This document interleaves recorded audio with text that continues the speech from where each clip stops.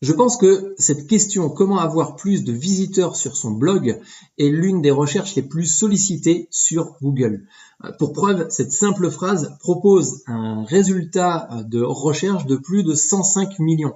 Autant dire que se positionner en première place sur ce terme va être relativement compliqué car la concurrence est aussi relativement rude. Mais disons que si le volume est important, c'est très certainement que derrière, il y a un besoin. Donc je vais tenter dans ce nouveau podcast de vous apporter des astuces qui vous permettront certainement d'augmenter votre nombre de visiteurs mensuels sur votre site web. Salut, je m'appelle Nicolas, je suis développeur et concepteur d'applications de métier et en même temps, j'endosse la casquette de webmarketer pour plusieurs sites que je possède. Alors, pour rentrer plus dans les détails avant de donner toutes les stratégies, la première chose à faire, c'est bien beau d'avoir des visiteurs sur son site, mais il va falloir les quantifier. Et comme nous sommes sur un site qui a pour objectif de vous faire devenir un gros hacker, on va dire que les métriques sont les outils que nous devons utiliser pour connaître l'impact de nos actions.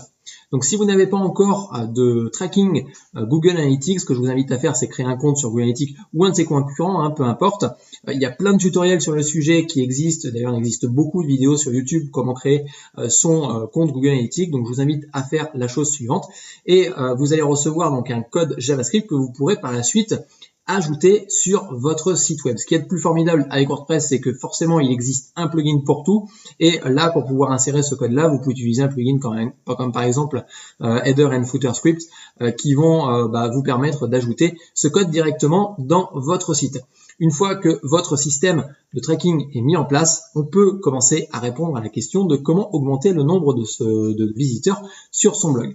Alors, pourquoi augmenter le nombre de visiteurs sur son blog quand on entend aujourd'hui que les blogs sont morts? C'est un sujet, et d'ailleurs j'ai fait une petite parenthèse sur ce sujet un petit peu épineux.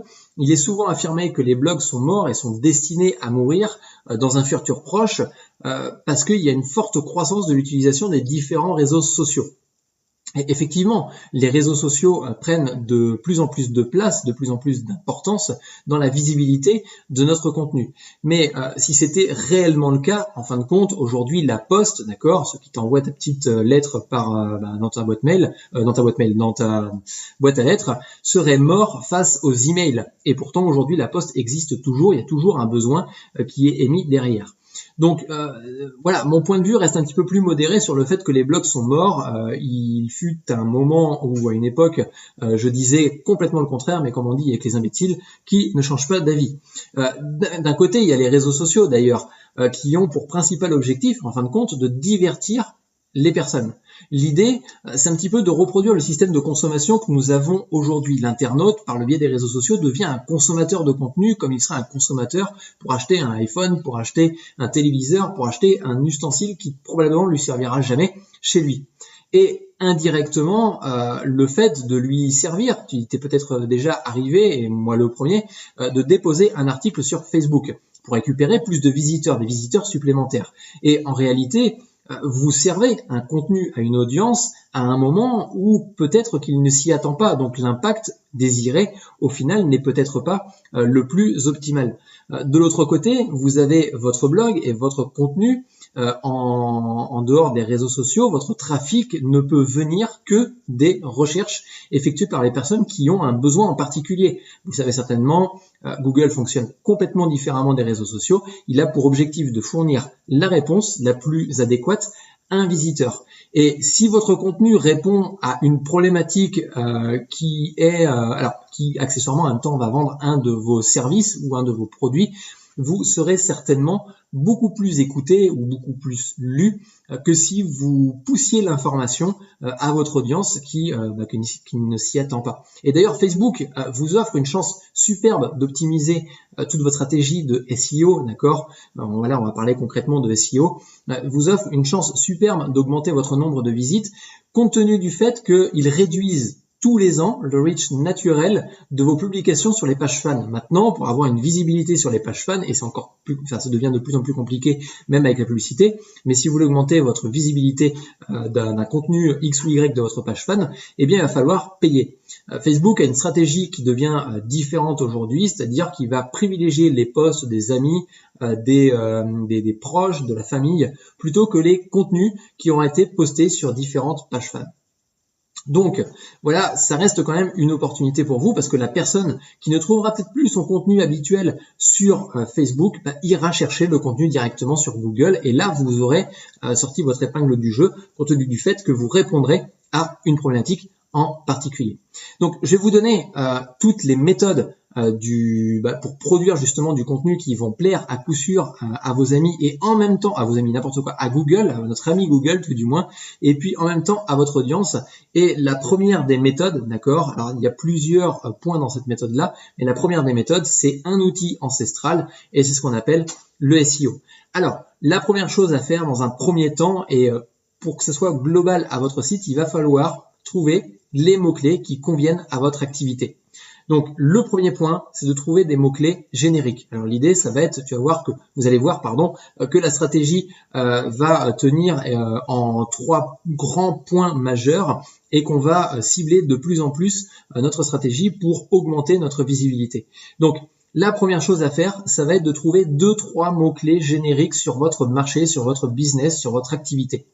Par exemple, on va prendre dans ce cas-là le mot-clé growth hacking, qui est vraiment très générique au final, parce que si on tape ce mot-clé dans les moteurs de recherche comme Google, on va obtenir plus de 50 millions de résultats au niveau de notre recherche.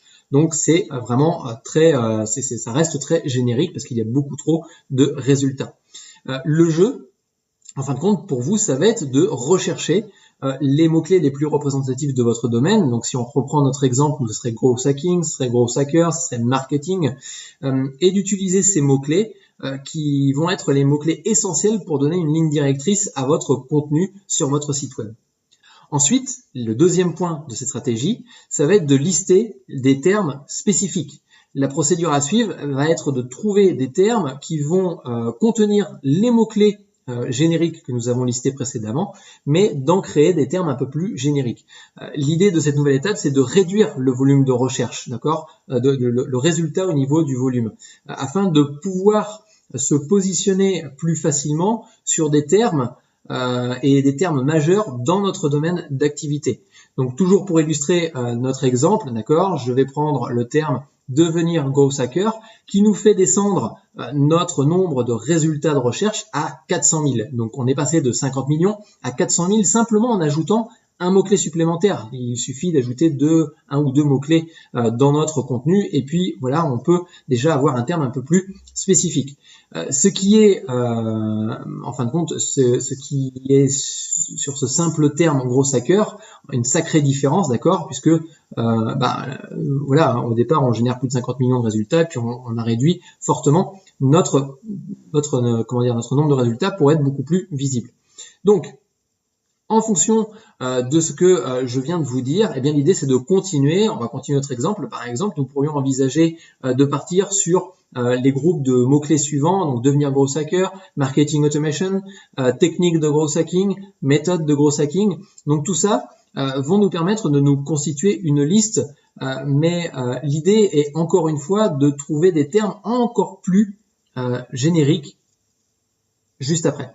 Donc le troisième point, bien évidemment, ça va être de trouver des termes ultra spécifiques sur notre thématique pour préparer la rédaction de nos articles. Et là, on commence vraiment à rentrer dans le cœur de cette stratégie. Donc, les 2 points que j'ai donnés juste avant, il faut absolument les mettre en place parce que c'est juste une méthodologie au final. En partant d'une méthode, en partant d'un mot-clé générique, on réduit un petit peu l'entonnoir pour, encore une fois, sur ce point-là, cette nouvelle stratégie, de trouver des mots-clés ultra spécifiques, de réduire, encore une fois, notre volume de recherche. Et donc, on va donc réduire, encore une fois, notre nombre de recherches en trouvant potentiellement les premières idées, les premières bases des articles que nous pourrions écrire. Donc par exemple, qu'est-ce que le AR méthode? Alors tu m'entends faire AR, non, j'ai pas mal à la gorge, simplement c'est AARRR. Donc c'est les différents éléments, les différents parties que l'on peut retrouver en growth hacking. Sauf que juste ce bout de phrase là que je viens de dire, d'accord, je vais pas le répéter toutes les 5 minutes, mais ce petit bout de phrase là nous fait descendre notre volume de recherche à 57 000 résultats. Donc on est passé de 51 millions à 400 000 pour descendre à 57 000. Donc on est vraiment descendu. Méthode et outils en growth hacking. Là, on est à 130 000 résultats. Mais encore une fois, bon, je vais pas faire une liste complète, d'accord, des possibilités, mais on voit très bien que notre système, sur lequel nous sommes partis, notre méthode de 50 millions de résultats, on peut trouver des choses beaucoup plus précises. Alors, il existe un certain nombre d'outils qui ont pour objectif de vous aider dans la recherche de vos mots-clés, et plus particulièrement quand vous souhaitez rédiger du contenu qui ont pour objectif de vous positionner en première place sur Google. Alors, le premier outil que je vais vous présenter, je vais vous en présenter plusieurs, c'est Google Ads Planner. Donc cet outil, c'est certainement le plus connu et le plus utilisé. Jusqu'à présent, nous avons recherché des mots-clés en ne prenant qu'un seul paramètre en question, c'est le nombre de résultats. Donc, en fait compte, il y a d'autres paramètres à prendre en compte, c'est-à-dire qu'on va devoir prendre en compte le volume de recherche par mois, mais aussi le coût de ce mot-clé. Et Google Ads Planner va permettre de répondre à ces questions-là. Est-ce qu'il y a un intérêt sur ce mot-clé, un intérêt en termes de concurrence, autrement dit, est-ce que l'utilisateur est intéressé et fait des recherches sur ce terme-là? Donc l'idée en fin de compte de Google Ads Planner, c'est tout simplement de vous aider à vous positionner sur les termes qui vont avoir le plus de recherches possible de façon à augmenter votre trafic. Ensuite, l'outil supplémentaire, c'est SEMrush, qui est un outil qui est encore une fois assez connu, qui va vous permettre de vous donner des idées de termes supplémentaires que vous pourriez utiliser sur une base générique. Par exemple, on pourrait prendre growth hacking, et l'outil, en fin de compte, va faire des recherches et va vous trouver d'autres alternatives possibles sur ce mot-clé-là. Par exemple, alors si vous allez il y a un lien qui se trouve en dessous de cette vidéo avec dedans dans ce lien-là, c'est l'article complet de ce que je suis en train de donner comme podcast, et dedans il y a des images, il y a des liens pour pouvoir accéder à ces différents services. Donc n'hésitez pas à cliquer sur le lien qui se trouve juste en dessous. Et donc si vous faites justement une recherche sur SEMrush en termes de mots-clés, si vous faites growth hacking, vous allez trouver growth hacking France, vous allez trouver growth hacking Instagram, Facebook, formation growth hacking. Donc ça veut dire que derrière, on pourrait très bien imaginer déjà des débuts d'articles qui vont être intéressants, enfin qui vont intéresser des personnes. Par exemple, des exemples de growth hacking français. Voilà, si on reprend growth hacking France, des exemples de growth hacking en France. On pourrait parler de techniques de growth hacking sur Facebook ou sur Instagram. Et puis, on va s'apercevoir au final qu'il y a des personnes qui recherchent des formations en growth hacking. Donc à partir de là, on peut avoir d'autres idées supplémentaires qui vont répondre à des besoins réels en face. Au-delà de ça, cet outil-là, un petit peu comme Google Ads Planner, va vous permettre d'avoir un volume de recherche et puis en même temps ce qu'ils appellent le CPC pour pouvoir avoir une idée de justement de la valeur de ce mot-là. Donc même si le volume de recherche ne semble pas tellement important sur chacun des termes, il ne faut pas s'inquiéter, on va voir un peu plus loin dans ce podcast une stratégie que l'on va pouvoir établir là-dessus. Ensuite, l'outil supplémentaire, c'est ubersuggest.io. Ubersuggest, c'est tout simplement un outil, encore une fois, de recherche de mots-clés, un petit peu basé sur l'outil que je viens de présenter juste avant. L'idée, encore une fois, c'est d'utiliser sur une base de mots-clés génériques, de trouver d'autres idées de termes en particulier. Et dans le cas de googlesuggest.io, il y a un indicateur qui est intéressant, c'est une colonne qui s'appelle compétition, qui apporte une notion de difficulté au niveau du positionnement. On pourrait l'interpréter de cette façon-là sur le terme que l'on recherche, ou du moins sur l'idée qui nous est proposée. Un dernier outil dans les générateurs de mots-clés, c'est Keyword Cheater. Donc le terme est un peu particulier, mais vous allez comprendre pourquoi. Keyword Cheater est un moteur de recherche qui va, c'est même pas un moteur de recherche, c'est un moteur de recherche, mais il va prendre un maximum de mots-clés. Son objectif, en fin de compte, c'est de trouver tous les mots-clés possibles se rapprochant de votre terme de base, d'accord, de votre recherche de base. Et il ne s'arrêtera pas tant que vous n'aurez pas cliqué sur le bouton stop au niveau de la recherche. Donc il va vraiment rechercher beaucoup de mots-clés, beaucoup de combinaisons de mots-clés, des fois des choses qui vont peut-être un petit peu s'écarter du sujet principal, mais qui aura toujours une petite corrélation avec les mots-clés génériques de base. Donc voilà, il y a cet outil-là qui est plutôt intéressant à utiliser. Après, l'idée, ça va être de créer du contenu qui va intéresser vraiment votre audience. Et notamment, par exemple, si vous utilisez buzzsumo.com, donc c'est encore un service en ligne, vous allez pouvoir retrouver les contenus qui ont été le plus populaires. Grâce à ce type de service, vous allez pouvoir trouver des variantes sur des sujets qui ont déjà fonctionné. Et c'est là où c'est extrêmement fort, c'est que vous vous assurez d'avoir de la visibilité quand vous allez commencer à mettre en place vos idées d'articles.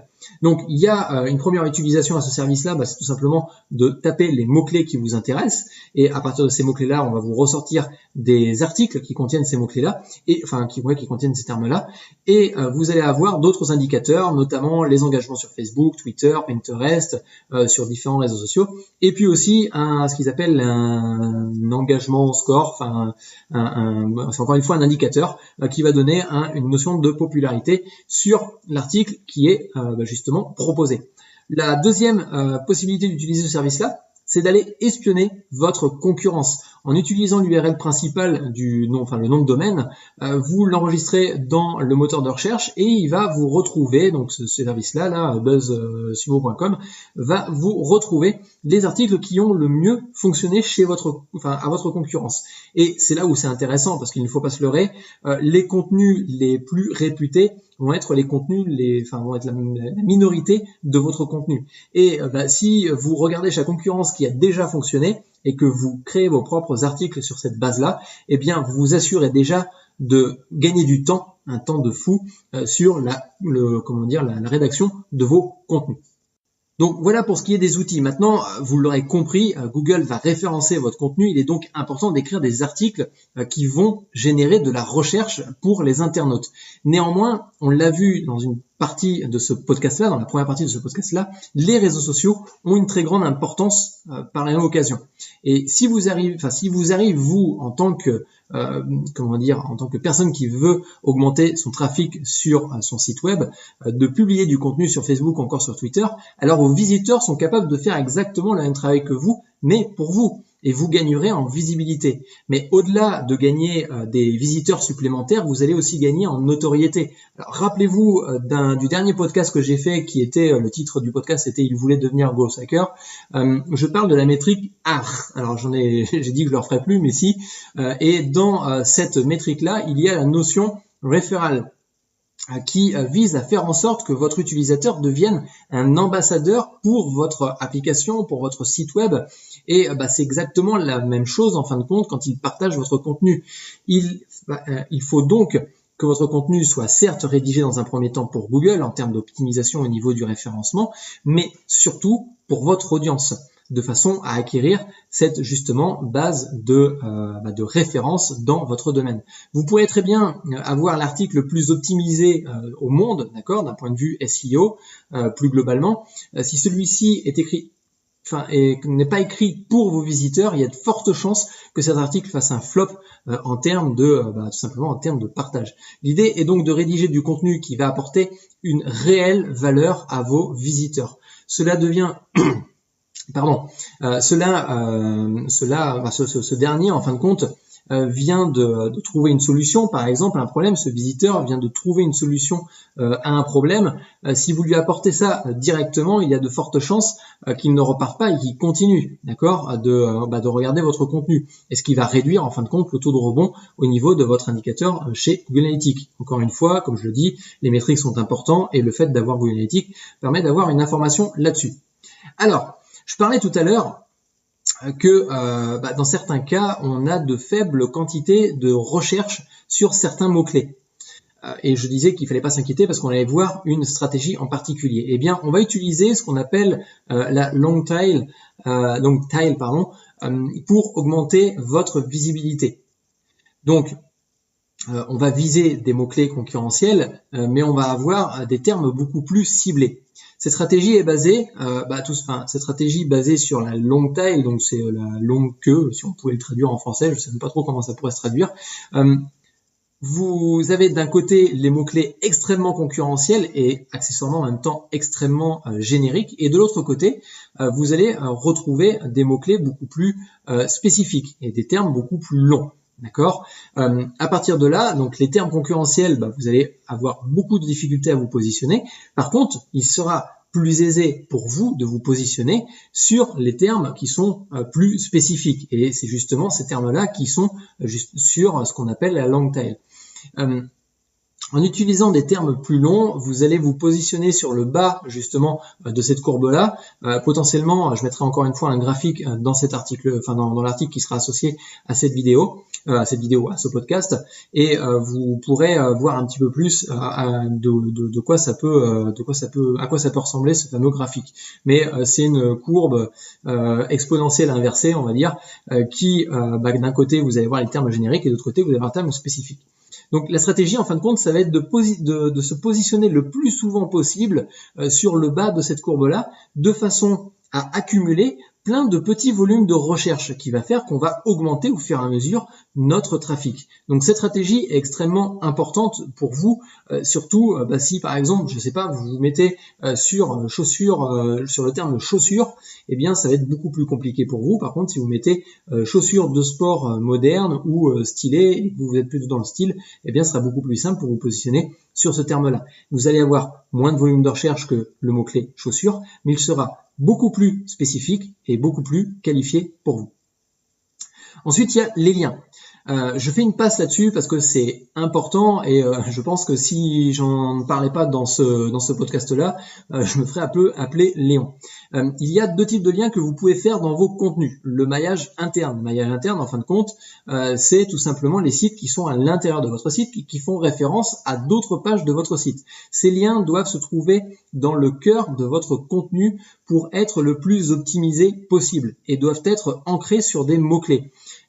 Notamment, par exemple, si je dis la phrase suivante, le growth hacking c'est super, et que j'ai un autre article qui parle de growth hacking, dans ces cas-là, le lien je vais le mettre sur les mots-clés growth hacking. Donc le maillage interne est important pour plusieurs raisons, parce que pour une raison majeure d'ailleurs, c'est que Google va utiliser ces mots-clés-là pour apporter de la valeur à l'article que vous ciblez, et puis en même temps, ça lui permet d'aller faire un petit tour sur cet article-là pour pouvoir le référencer. Et ensuite, on a ce qu'on appelle les backlinks, donc c'est les liens de retour vers votre site web, qui sont un peu plus compliqués à obtenir, surtout si vous débutez dans votre domaine. Vous n'avez pas encore de visibilité, vous n'avez pas encore de crédibilité, donc vous n'avez pas de reconnaissance. Et c'est plus compliqué d'obtenir ces fameux liens de retour. Mais avec un peu de patience, vous allez obtenir des backlinks. L'objectif est qu'un site web, en fin de compte, externe au vôtre, pointe des liens avec des mots-clés importants sur votre propre site de façon à y faire référence. Et bien évidemment, quand un autre site fait référence à un article en particulier sur votre site, eh bien pour le coup Google va dire que il y a une certaine, justement ce fameux référal, il y a une certaine notoriété qui commence à se construire autour de votre contenu. Alors, il existe des méthodes, bien évidemment, pour obtenir des liens externes vers votre site, vers votre blog. La première méthode, c'est d'une part, et la meilleure des méthodes, je pense, c'est de produire un contenu qui est de très bonne qualité. La deuxième méthode, c'est d'aller écrire des articles. Et encore une fois, pour que ce ne soit pas des articles un petit peu comme ça balancés, comme on pourrait, à la vite fait. Mais c'est d'avoir des articles de bonne qualité que l'on pourrait proposer à un blogueur, à un site qui est proche, qui se rapproche de notre thématique. Et puis une autre méthode, c'est d'écrire un livre blanc qui fait participer un ensemble d'acteurs de votre niche, de façon à ce que ces personnes-là puissent parler de votre livre blanc et fassent des liens de retour sur votre site. Alors maintenant, est-ce qu'il faut pour autant faire du contenu long ou du contenu qui fait environ 500 mots? On entend souvent d'ailleurs qu'il faut rédiger des articles d'environ 500 mots pour rédiger un bon article. La raison, c'est qu'en dessous de 500 mots, de toute façon, il n'y a pas suffisamment de matière pour faire passer une idée ou encore pour véhiculer une information. Mais est-ce qu'il faut pour autant rédiger des articles qui font des kilomètres? Alors, mon avis reste encore partagé sur cette idée-là. Ce que je constate par contre, c'est que le contenu qui arrive en règle générale en première page, en premier résultat sur Google, c'est souvent des articles qui sont relativement longs. Ils ont généralement plus de 2000 voire 3000 mots, mais au-delà de ça, ils sont aussi très bien structurés. Donc, Jusqu'à aujourd'hui, en fin de compte, jusqu'avant de concevoir le site de devenirgrowthhacker.com, j'ai toujours rédigé des articles qui faisaient 800 à 1000 mots maximum.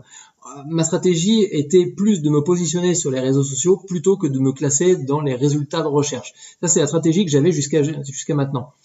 Je peux pas vous dire si le fait de proposer un article de blog qui a plus de 2000 mots va permettre de mieux se positionner sur les moteurs de recherche, mais je pense néanmoins et j'estime que certains sujets méritent de passer du temps à la rédaction pour expliquer, si on prend l'exemple par exemple d'expliquer comment avoir plus de visiteurs sur son blog, en l'espace de 500 mots, il me semble extrêmement compliqué de pouvoir faire passer l'information.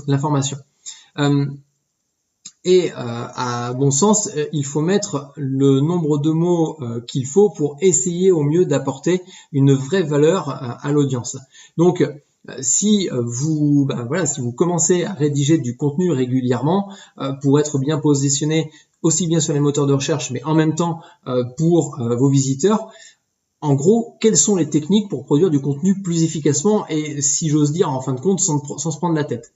Alors, il y a plusieurs méthodes et je vais proposer plusieurs méthodes dans ce podcast. La première méthode, c'est de rédiger ses contenus et je le fais jusqu'à aujourd'hui, enfin j'ai toujours fait jusqu'à maintenant. La méthode traditionnelle que j'ai utilisée jusqu'à aujourd'hui, c'est de prendre le temps de rédiger son propre contenu. Je pense que quand on passe une information à une audience qui est directement associée à un auteur, on va apporter beaucoup plus de qualité, une qualité supplémentaire, une valeur qui sera plus partagée que si on faisait rédiger notre contenu. Par contre, on peut déléguer la rédaction du contenu. Une autre méthode est de déléguer le travail de la rédaction à un prestataire.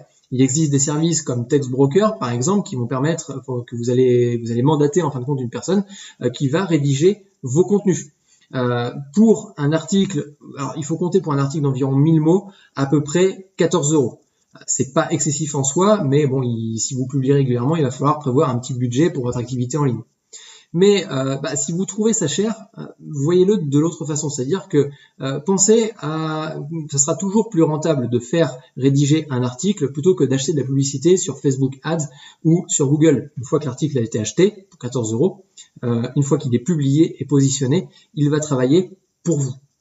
Alors, quand est-ce qu'on va utiliser un rédacteur ? Eh bien, il y a certains cas, en fin de compte, où on va pouvoir déléguer le travail de rédaction à une autre personne. Et notamment, le cas le plus concret, le plus intéressant, ce sera certainement les sites de niche.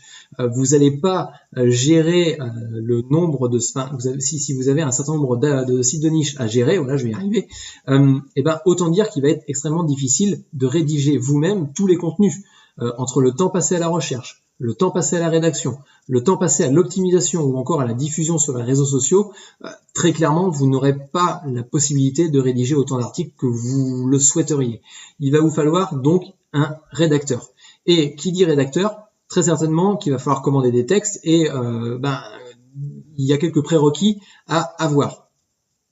Et il faut aussi être précis dans votre commande, c'est-à-dire que certains rédacteurs ont trouvé la petite astuce de mettre ce qu'on appelle des mots morts qui n'apportent aucune valeur à votre contenu. Et concrètement, comme un mot vaut de l'argent, eh bien plus vous allez pouvoir mettre de mots assez faciles à placer, plus vous aurez moins de travail, enfin plus votre travail sera facile en termes de rédacteur.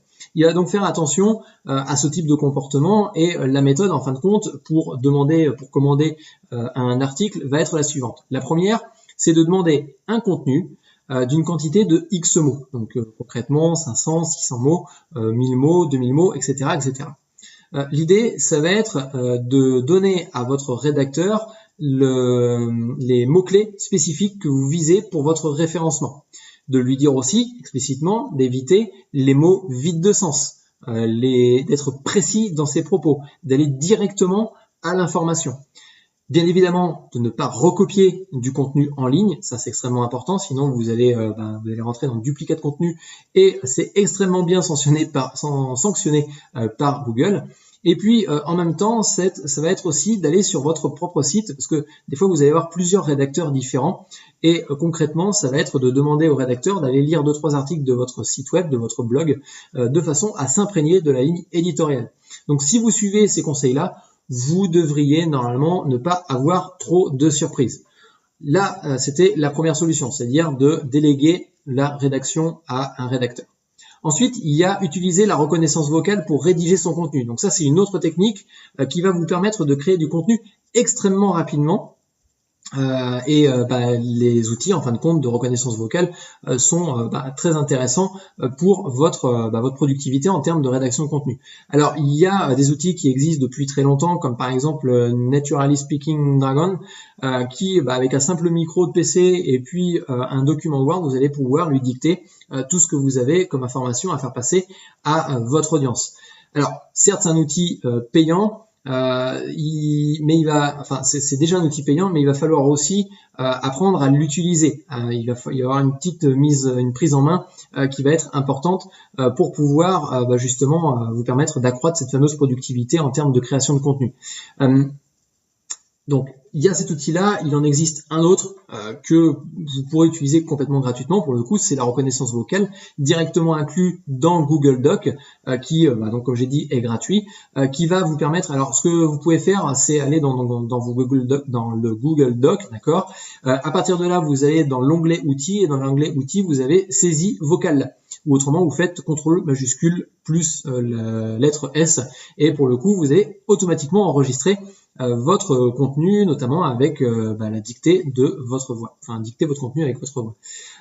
Quel que soit l'outil par contre de reconnaissance vocale pour dicter son texte, il y aura très certainement un temps d'adaptation. C'est pas parce que vous utilisez l'un plus que l'autre, le temps d'adaptation sera le même. Par exemple, tous les termes purement techniques, comment faire un retour à la ligne, comment écrire un titre. Donc tous ces éléments-là, ce sont des tout simplement des termes un petit peu techniques à retenir, comme retour à la ligne.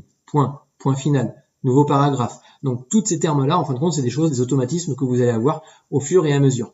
Mais à partir de là, bien pour le coup, puis bon, il y a un autre petit point pour terminer justement sur la rédaction de vocales dictées, de la rédaction de contenu avec la reconnaissance vocale. Voilà, pardon, je vais y arriver.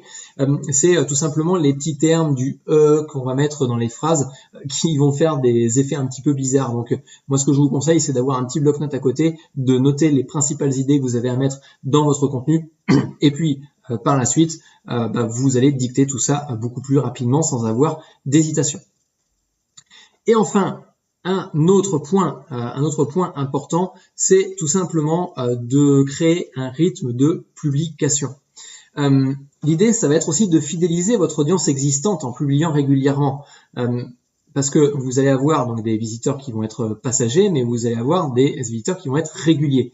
Et à l'époque, je suis tombé sur un article intéressant, très pertinent d'ailleurs dans ce domaine-là, qui expliquait qu'il était intéressant de traiter son audience comme des chiens. Alors le titre était un peu putaclic, mais j'ai trouvé ça super bien. L'idée en fin de compte, alors j'ai plus la source de cet article, c'est dommage parce que j'ai fait quelques recherches sur Google, mais je l'ai pas trouvé. Enfin en tout cas avec les termes de recherche, je l'ai pas trouvé. Éventuellement, si vous retrouvez cet article-là qui est donc traiter votre audience comme des chiens, vous pouvez les mettre en commentaire de ce podcast-là.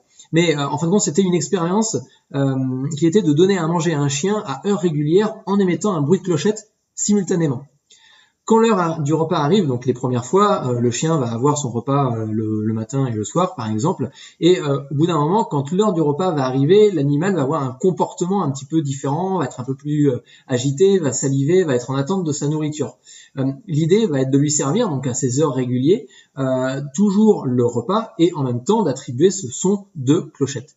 Ensuite, l'expérience, tout simplement, ça va être à certains moments de la journée de simplement agiter le bruit de cette fameuse clochette, mais à des heures qui ne sont pas conformes, qui ne sont pas attendues par l'animal. Et en fin de compte, le fait d'entendre ce son-là régulièrement, le chien va avoir quasiment le même comportement que s'il avait sa nourriture à heure régulière. Pour résumer un petit peu l'expérience, en fin de compte, l'expérience montrait qu'une simple stimulation, une habitude, était possible de déclencher un comportement de manque ou d'excitation. Et en fin de compte, l'article expliquait qu'il était possible de faire exactement la même chose avec son audience. Si vous publiez 2 contenus par semaine, par exemple un lundi et un le mercredi, vous allez forcément créer une certaine forme d'accoutumance à votre audience. Et notamment, par exemple, si vous publiez des vidéos sur Google, sur YouTube, eh bien, vous avez aussi l'aspect notification. Donc ça veut dire que quand vous allez avoir un jour de retard, quand vous n'avez pas publié du tout, un certain nombre de vos lecteurs seront entre guillemets en manque et vont attendre de vos nouvelles. Et ce concept-là n'est pas tout nouveau. En fin de compte, il a été en fait, Facebook vous prend pour des chiens. Il a été très bien compris par Facebook en mettant en place le système de notification qu'on peut retrouver sur les téléphones portables ou tout simplement sur le site web. Quand vous recevez une notification, vous êtes en attente d'un événement potentiellement important pour vous, même si derrière, la plupart du temps, 90% des événements, ce sont simplement c'est l'anniversaire d'un tel ou quelque chose comme ça. Donc pour le coup, les événements sont pas si importants. Donc c'est pour ça qu'en fin de compte, il va être important de créer un rythme de publication régulier. Alors mon conseil au début, parce que vous savez pas forcément combien de contenu vous serez capable de produire par semaine. Par exemple, le contenu que je vous propose aujourd'hui via ce podcast-là, ça me prend énormément de temps à préparer sur une semaine, donc je ne peux pas préparer plus d'un contenu par semaine. Par contre, si vous, vous vous sentez capable de produire un contenu par semaine au début, vous voyez que vous pouvez en mettre plus dans la semaine, vous pouvez augmenter progressivement votre production de contenu. Et enfin, pour terminer ce podcast-là, un dernier gros conseil, c'est tout simplement de multiplier vos sources de trafic. Si écrire du contenu sur son blog était suffisant, ça serait formidable. Malheureusement, il va falloir multiplier les différentes sources de trafic pour accroître votre visibilité et toucher une audience complètement différente. Alors, voici plusieurs possibilités que vous pouvez faire. La première possibilité, c'est de prendre des extraits de vos articles, d'utiliser par exemple LinkedIn Pulse. Donc LinkedIn Pulse, c'est un service qui vous permet d'écrire des articles directement dans le réseau social de LinkedIn, donc ça on l'aura deviné, un petit peu comme l'instant article que propose Facebook. L'objectif pour vous, ça va être tout simplement de prendre un résumé de votre article. Alors vous pouvez rédiger un résumé, d'où l'intérêt d'avoir un article relativement long, c'est-à-dire que quand on a un article relativement long, plus de 500 mots, plus de 1000 mots, on a la possibilité de faire un résumé. En tout, c'est un peu plus compliqué. C'est pour ça que je préférais écrire des articles beaucoup plus longs. Et à partir de là, ce résumé-là, vous allez le publier sur LinkedIn. Et à la fin de l'article, vous faites un lien de retour vers votre site. Si votre réseau, alors l'idée aussi, c'est d'avoir un réseau un relationnel relativement important pour pouvoir publier ce contenu-là et puis avoir suffisamment de trafic. Donc, si vous avez un réseau important, vous aurez un bon retour.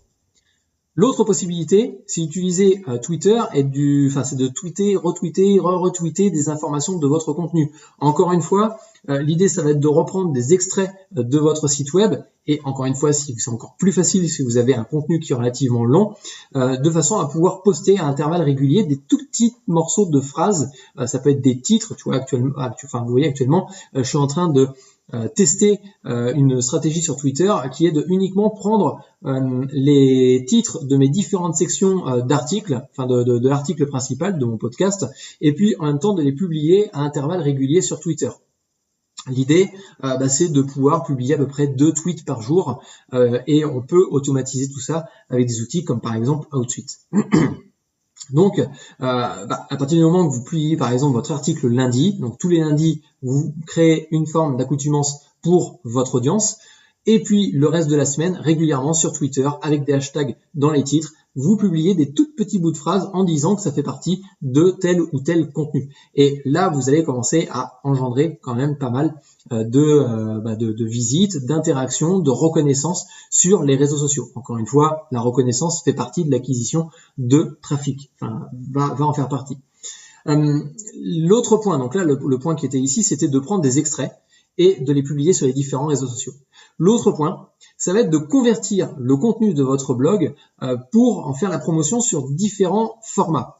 L'idée, ça va être par exemple de transformer vos articles en podcast. C'est exactement ce que je suis en train de faire. Je rédige la plupart du temps mon article et juste derrière, je vais en créer un podcast. Donc vous pouvez utiliser votre article pour le convertir en podcast, c'est extrêmement simple à faire en fin de compte. Un simple smartphone, vous prenez un smartphone, un micro-cravate, vous le branchez sur le smartphone et puis vous lisez votre article au fur et à mesure que l'article se déroule. Vous avez déjà une trame, dans votre article pour faire passer votre message, et je pense que la qualité du podcast sera bien meilleure. En tout cas, moi je l'ai remarqué à mon niveau. Bon, c'est un petit peu une vision biaisée, mais je l'ai vu à mon niveau, puisque le contenu sera beaucoup plus fluide. Vous n'allez pas forcément rechercher toutes les 5 minutes les idées que vous allez faire passer en fonction des grandes lignes de votre contenu. Et ensuite, il vous reste plus qu'à publier votre création directement sur SoundCloud, sur iTunes ou d'autres divers sites de podcasting, de podcasting pour faire connaître votre travail. Une autre solution, c'est de transformer votre contenu en vidéo.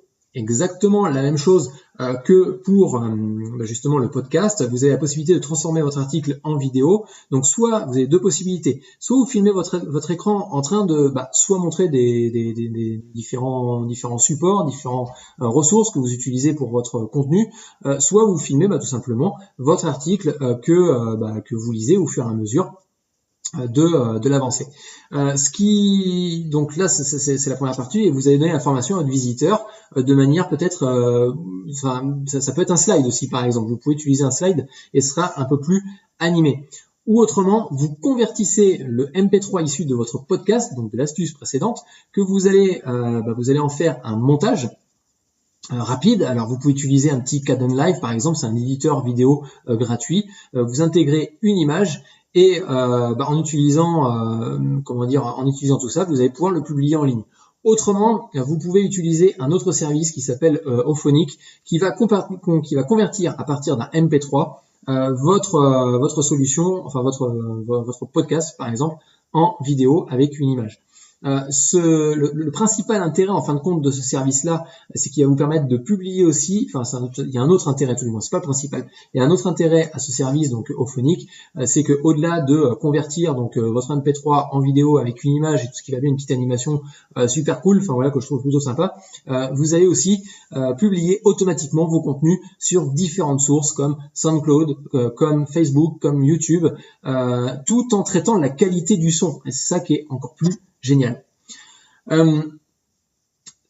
À partir de là, vous avez converti vos différents contenus. Il va falloir aussi optimiser un petit peu les sources de diffusion, d'accord ? L'idée, c'est que c'est bien de créer justement du podcast, mais il va falloir sur les différents supports, sur YouTube, sur SoundCloud, alors iTunes c'est un peu plus compliqué, mais ça peut être sur Facebook par exemple. Ça va être d'optimiser les titres, d'optimiser les différents contenus que vous allez proposer. Ça veut dire que, par exemple, vous ferez peut-être un titre un petit peu plus SEO sur Facebook, sur YouTube, par exemple, et puis peut-être un titre un peu plus putaclic sur Facebook, de façon à s'adapter en fin de compte à votre audience, où est-ce qu'elle se trouve.